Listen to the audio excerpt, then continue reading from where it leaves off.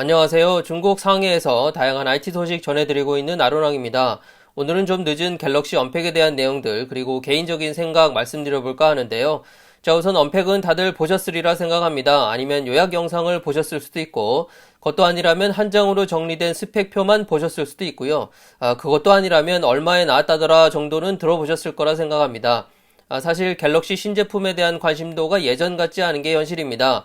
저를 포함한 여러 유튜버들의 설레발 때문에 이 신제품에 대한 유출 소식을 미리 접해서 그럴 수도 있지만 이제는 갤럭시 아니면 아이폰밖에 선택의 여지가 없는 국내 시장에서 내가 휴대폰 바꿀 때쯤 나오는 신제품 그때그때 맞춰서 구입만 하면 되기 때문에 특히 우리나라 소비자들은 이 풀옵션 휴대폰은 무조건 플래그십을 선호하는 경향이 또 크죠. 그래서 S21 때와 마찬가지로 어디에서 할인을 얼마나 하고 최종 할인 가격 얼마에 구입할 수 있는지 이게 가장 큰 관심사가 돼버렸습니다.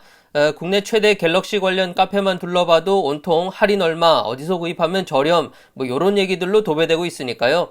아시다시피 이번 발표회를 통해서 삼성은 Z 폴드 3, Z 플립 3, 그 각각의 톰 브라운 에디션, 그리고 갤럭시 워치 4, 마지막으로 갤럭시 버즈 2 이렇게 총 5가지의 제품을 출시했습니다. 메인 상품이라면 역시나 폴드3와 플립3가 아닐까 싶은데요. 삼성은 2021년 하반기 기존에 내놓던 노트 시리즈 출시를 과감하게 포기하고 대신 IPX8 방수 방진, S펜 지원, 내부 디스플레이 언더 패널 카메라를 추가한 폴드3 그리고 역시 IPX8 방수 방진, 더욱 커진 외부 디스플레이, 거기에 다양한 컬러를 추가한 Z 플립 3로 그 자리를 대신한다는 어찌 보면 조금은 무모하고 또 어찌 보면 그렇게 할 수밖에 없는 이 글로벌 휴대폰 시장 상황에 떠밀려서 마케팅을 진행하고 있습니다.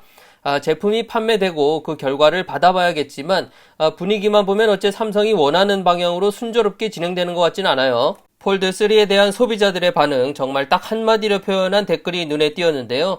유명한 유튜버 MKB HD 영상에서 좋아요를 가장 많이 받은 댓글입니다. I love watching things that I will never buy 라는 댓글인데요. 새로운 제품을 내놨지만 정작 소비자들의 구매로까지 이어지지는 못하는 정말 웃지 못하는 상황인데요.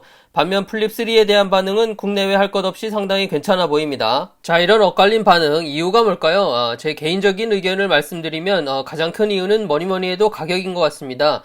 Z 플립 3 같은 경우 작년에 165만원에 출시했던 것과는 달리 이번에는 무려 40만원 가까이 가격을 낮춘 125만 4천원에 출시하게 되는데요.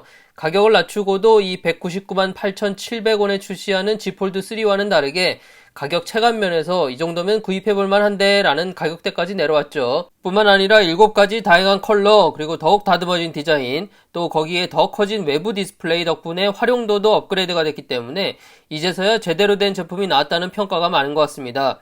여기에 바람잡이들이죠. 이 폰파리들도 125만원짜리 제품을 판매하는 게 좀 더 수월하겠다 싶은지 여기저기 카페에서 열심히 홍보하고 있고요. 신제품이 인기 있어서 많이 팔리는 건 삼성 입장에서는 참 반길일인데 이게 폴드3를 좀 더 많이 팔아야 하는 현 상황에서 보면 플립3가 더 많이 팔리게 생겼으니 웃어도 웃는 게 아닐 겁니다. 개인적으로도 한두 달 지나서 한국 정발 제품이 중국 시장에 좀 저렴하게 들어오면 한번 구입해볼까 생각 중인데요. 디자인도 괜찮은 것 같고 무엇보다 저는 이 제품이 딱 떠올랐습니다. 한때 백종원 카메라라고 캐논의 빅시아 민인데요.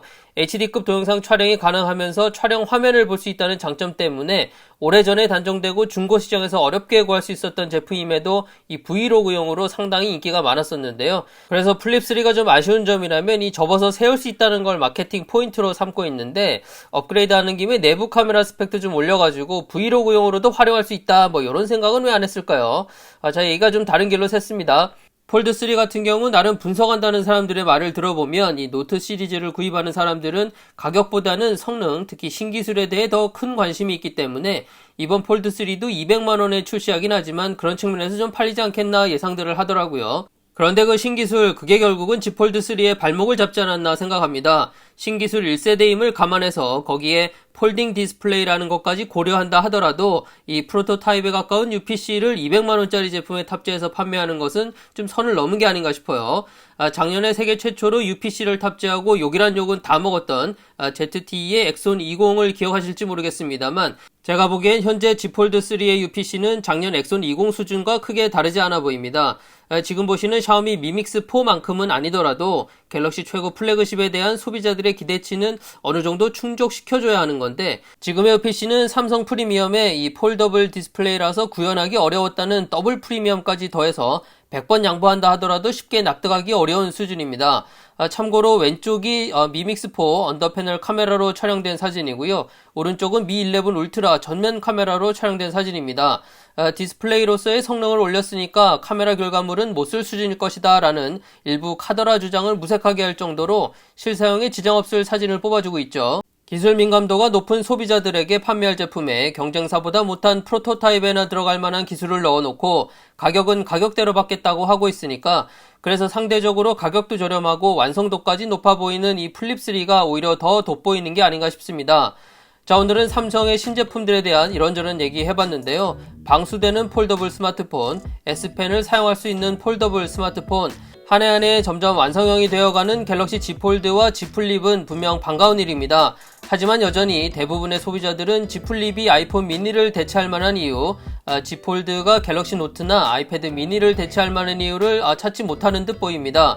더욱이 삼성의 최고 플래그십에서 경쟁사보다 떨어지는 UPC를 본다는 건 실망스러울 수밖에 없는데요. 그나마 다행인 것은 전체적으로 출시 가격이 낮아지면서 이 폴더블 스마트폰의 대중화, 그 첫걸음을 이제서야 뗐다 정도가 아닐까 싶습니다.